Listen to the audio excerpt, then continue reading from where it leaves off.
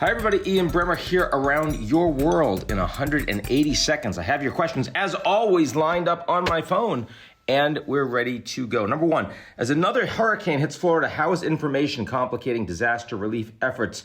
Well, the heads of FEMA are saying this is by far the worst misinformation environment they've ever seen around a natural disaster. And it makes life a lot more difficult. First of all, it means a lot of people that need help aren't getting help. A lot of people that need to evacuate aren't evacuating. And it undermines the morale of the people that are working to try to help respond to the hurricane. So for all of these reasons, when you have people saying that the money isn't actually being sent, or it's being displaced, or that there are blockades, all of these things, I mean, if there's ever a time that you need scientists and authorities to be believed and listened to, it's in a national emergency. We saw these problems with the pandemic, working with a lot of with a lot of uncertainty, and you now see this working with a hurricane, working with a lot of certainty. So even in an environment that should be depoliticized, should be very straightforward, that everyone comes together. It doesn't matter if you're red or blue. If you're getting hit by a hurricane, you need the same information, you need the same services.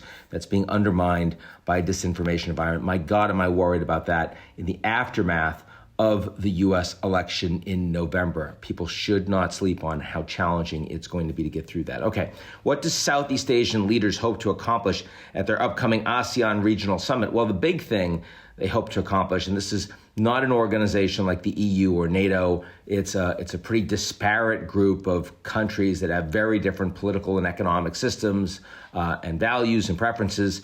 Not a lot of common authority, but certainly they all want to see an end to the civil war that has been expanding in Myanmar. And so the top issue is, can they collectively push for diplomatic engagement between the two sides that have not been willing to talk to each other? Certainly that is Secretary of State Tony Blinken's hope and effort in his attendance right now. We'll see if it goes anywhere, but it's increasingly disruptive for economics, for infrastructure, supply chain across the region. And right now it is getting worse. Okay, finally, what do you make of reports that Trump stayed in touch with Putin after leaving office? We heard from Bob Woodward, this new book coming out, some 7 direct conversations, phone calls that Trump had with Putin since leaving the presidency, which does surprise me a little, honestly.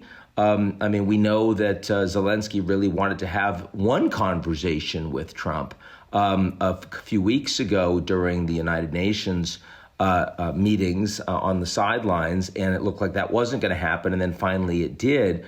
Certainly for those that are concerned that Trump and Putin are continuing engagement, and that means that Zelensky might be thrown under the bus, there's more reason to be concerned about that, given those ongoing conversations. Certainly you'd want to know what they're about. Trump does want an end to the war. Frankly, most of the world is aligned with him in wanting an end to the war. And I think it's useful to be able to talk with Putin directly. Frankly, I think that people like Biden and Ursula von der Leyen and the NATO Secretary General should be talking to Putin, even though there is a war going on that they're on opposite sides of, because it would help potentially long-term reduce tensions and lead to a greater potential of a negotiated settlement. But that's very different from a bunch of conversations that had not been discussed and that aren't necessarily trusted. So that's where we are. I hope everyone's doing well, and I'll talk to you all real soon.